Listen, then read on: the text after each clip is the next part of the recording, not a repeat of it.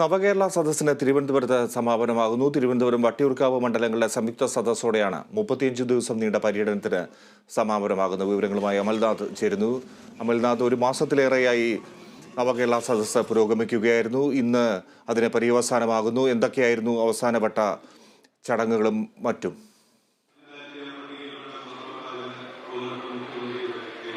നവകേരള സദസ്സ് അതിന്റെ ഏറ്റവും അവസാന നിമിഷത്തിലേക്ക് എത്തി നിൽക്കുകയാണ്. നിലവിൽ ഇപ്പോൾ തിരുവനന്തപുരത്തെയും വട്ടിയൂർക്കാവിലെയും ഈ രണ്ട് മണ്ഡലങ്ങളിലെയും സദസ്സ് ഇപ്പോൾ വട്ടിയൂർക്കാവിൽ സമാപിച്ചിരിക്കുകയാണ്.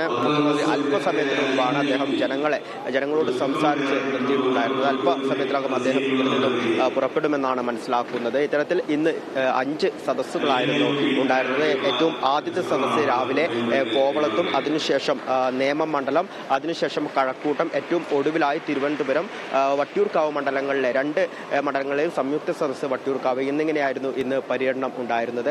കഴിഞ്ഞ 36 ദിവസമായി തുടർന്നുകൊണ്ടിരിക്കുന്ന സദസ്സാണ്. ഒരുപക്ഷെ ചരിത്രത്തിൽ ആദ്യമായി ഒരു മന്ത്രിസഭ ജനങ്ങളിലേക്ക് ഇറങ്ങിച്ചെല്ലുകയാണ്. മന്ത്രിസഭ ജനങ്ങളിലേക്ക് ഇറങ്ങിച്ചെന്ന് ജനങ്ങളുടെ കയ്യിൽ നിന്നും പരാതികൾ സ്വീകരിക്കുന്നു. ഒപ്പം തന്നെ വികസന നേട്ടങ്ങൾ, കഴിഞ്ഞ 7 വർഷമായി ഇടതുപക്ഷ സർക്കാർ നടത്തിയ വികസന നേട്ടങ്ങൾ ജനങ്ങളോട് സംവദിക്കുന്നു. ഒപ്പം തന്നെ കൂടുതൽ കാര്യങ്ങൾ ജനങ്ങളിൽ നിന്ന് നിർദ്ദേശമായി ഏറ്റുവാങ്ങുന്നു. അതോടൊപ്പം തന്നെ കേന്ദ്ര സർക്കാരിനെതിരെയും പ്രതിപക്ഷത്തിനെതിരെയും രൂക്ഷമായ വിമർശനം ഉന്നയിക്കുന്നു. ഓരോ ജില്ലകളിലേക്ക് എത്തുമ്പോഴും ആ ജില്ലകളിലെ ആഭ്യന്തര കാര്യങ്ങളിൽ ചർച്ചകൾ നടത്തുന്നു. ഒപ്പം തന്നെ പ്രഭാത യോഗങ്ങളിൽ വിശിഷ്ട വ്യക്തികൾ പങ്കെടുക്കുന്നു. ഇത്തരത്തിൽ വലിയ രീതിയിൽ തന്നെയായിരുന്നു കഴിഞ്ഞ 36 ദിവസമായി നവകേരള സദസ്സ് മുന്നോട്ട് പോയിക്കൊണ്ടിരുന്നത്. പ്രതിപക്ഷം ഇതിനെ എതിർത്ത ഒരു സാഹചര്യമായിരുന്നു. എങ്കിൽ പോലും കോൺഗ്രസിൽ നിന്നും ലീഗിൽ നിന്നുമൊക്കെ പല നേതാക്കൾ, ജില്ലാ നേതാക്കൾ അടക്കം പ്രഭാത യോഗത്തിൽ പങ്കെടുക്കുകയും മുഖ്യമന്ത്രിയോടും മന്ത്രിമാരോടും പല വിഷയങ്ങളിൽ ചർച്ചകൾ നടത്തുകയും ഒക്കെ ചെയ്തിരുന്നു. ഒപ്പം തന്നെ സാധാരണക്കാരായ ജനങ്ങളും ഇത്തരത്തിൽ ഈ പ്രഭാത യോഗങ്ങളിൽ പങ്കെടുത്തു. ഇത്തരത്തിൽ മികച്ച രീതിയിൽ തന്നെയായിരുന്നു നവകേരള സദസ്സ് മുന്നോട്ട് പോയത്. അതേസമയം തന്നെ പ്രതിഷേധങ്ങളും ശക്തമാകുന്ന സാഹചര്യം തന്നെയായിരുന്നു കണ്ടത്. പല ജില്ലകളിലും ഇത്തരത്തിൽ പ്രതിഷേധങ്ങൾ സംഘർഷങ്ങളിലേക്ക് മാറുന്ന കാഴ്ചകൾ കാണാൻ വേണ്ടി സാധിച്ചു. പ്രത്യേകിച്ച് തിരുവനന്തപുരം ജില്ലയിലേക്ക് എത്തുമ്പോൾ ആ പ്രതിഷേധങ്ങൾ കൂടുതൽ ശക്തമാവുകയായിരുന്നു. കോൺഗ്രസിന്റെയും യൂത്ത് കോൺഗ്രസിന്റെയും KSUവിന്റെയും ഒപ്പം തന്നെ BJPയുടെയും യുവമോർച്ചയുടെയും ഒക്കെ ഭാഗത്തു നിന്നും ഈ നവകേരള സദസ്സിനെതിരെ വലിയ രീതിയിലുള്ള പ്രതിഷേധങ്ങൾ കാണുവാൻ വേണ്ടി സാധിച്ചിരുന്നു. മുഖ്യമന്ത്രിക്ക് നേരെ കരിങ്കൊടി പ്രതിഷേധങ്ങളൊക്കെ കാണുവാൻ വേണ്ടി സാധിച്ചിരുന്നു. എന്നാൽ ഇതിനെതിരെയൊക്കെ മുഖ്യമന്ത്രിയും മന്ത്രിമാരും ഒക്കെ പറഞ്ഞിരുന്നത് എന്തിനാണ് ഇവർ പ്രതിഷേധിക്കുന്നതെന്ന് ഇവർക്ക് തന്നെ അറിയില്ല. നാട് ഏറ്റെടുത്ത ഒരു പരിപാടിയാണ് നവകേരള സദസ്സ്.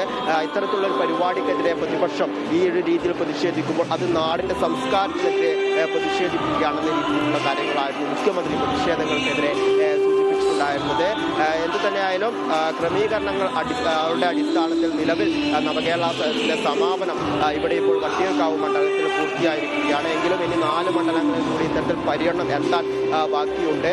CPI നേതാവ് കാനത്തിന്റെ മരണത്തെ തുടർന്നായിരുന്നു ഈ 4 മണ്ഡലങ്ങളിൽ പര്യടനം എത്താതെ പോയിട്ടുണ്ടായിരുന്നു. അത് ജനുവരി 1, 2 തീയതികളിൽ നടക്കും. ഇത്തരത്തിൽ നവകേരള സദസ്സിന്റെ ആരംഭഘട്ടത്തിലുണ്ടായ ലക്ഷ്യം അതിന്റെ യാഥാർത്ഥ്യത്തിലേക്ക് എത്തിയിരിക്കുന്നു എന്ന് തന്നെ പറയേണ്ടിയിരിക്കുന്നു. ഓരോ മണ്ഡലങ്ങളിലേക്ക് എത്തുമ്പോഴും വലിയ ജനക്കൂട്ടം തന്നെയായിരുന്നു കാണുവാൻ വേണ്ടി സാധിച്ചത്.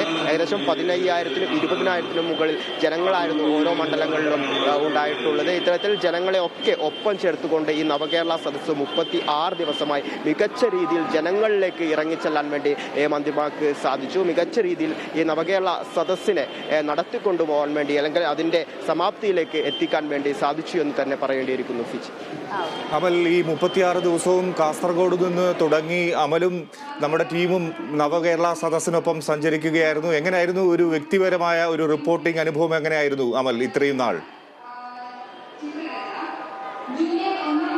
തീർച്ചയായും വിജി ഇപ്പോൾ സൂചിപ്പിച്ചതുപോലെ തന്നെ കാസർഗോഡ് മഞ്ചേശ്വരത്ത് നിന്ന് നവംബർ 18-ാം തീയതി കേരള വിഷൻ ന്യൂസ് സംഘവും ഈ നവകേരള സദസ്സിന്റെ ഭാഗമായി പര്യടനം നടത്തുകയാണ്.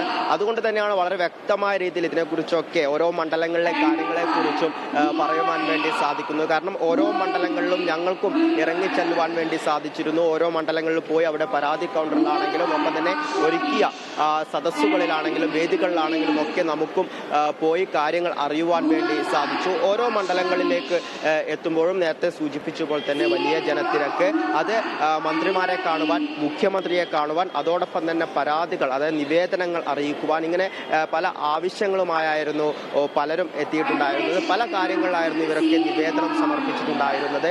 അത് വീടിൻ്റെ ആവശ്യങ്ങളൊപ്പം, ലൈഫ് മിഷനുമായി ബന്ധപ്പെട്ട കാര്യങ്ങളൊപ്പം തന്നെ സാമ്പത്തിക സഹായം, ഒപ്പം തന്നെ മറ്റ് സഹായങ്ങൾ, മറ്റ് ചികിത്സാ ചിലവുകൾ, ഇത്തരം കാര്യങ്ങളൊക്കെ അവതരിപ്പിച്ചുകൊണ്ടായിരുന്നു ഇവർ നിവേദനം സമർപ്പിച്ചിട്ടുണ്ടായിരുന്നത്. അങ്ങനെ ഓരോ മണ്ഡലങ്ങളിലേക്ക് നോക്കുമ്പോൾ ഏകദേശം 6000-നും 7000-നും മുകളിൽ പരാതികൾ ലഭിക്കുന്ന ഒരു സാഹചര്യമുണ്ടായി. ആദ്യഘട്ടത്തിൽ ലഭിച്ച പല പരാതികളും ആ ഒരു പരിഹാരത്തിലേക്ക് തന്നെ കടന്നിട്ടുണ്ട്. പല പരാതികളും ഇനി പരിഹാര നടപടിയിലേക്ക് കടക്കുവാനും പോകേണ്ടതുണ്ട്. ഇത്തരം കാര്യങ്ങളൊക്കെ മുന്നോട്ട് പോയിക്കൊണ്ടിരിക്കുകയാണ്. ഇപ്പോൾ സൂചിപ്പിച്ചതുപോലെ തന്നെ ഓരോ മണ്ഡലങ്ങളിലും കേരള വിഷൻ ന്യൂസും സഞ്ചരിച്ചതിന്റെ ഭാഗമായി മനസ്സിലാക്കാൻ വേണ്ടി സാധിച്ച ഒരു കാര്യം എന്ന് പറഞ്ഞാൽ വലിയ രീതിയിലുള്ള ഒരു ജനസ്വീകാര്യത തന്നെ ഈ നവകേരള സദസ്സിന് ലഭിച്ചിരിക്കുന്നു. ഈ ജനങ്ങൾ ആ ഒരു ഇടതുപക്ഷ സർക്കാരിനെ നെഞ്ചേറ്റിയിരിക്കുന്നു എന്ന് തന്നെ പറയേണ്ടിയിരിക്കുന്നു.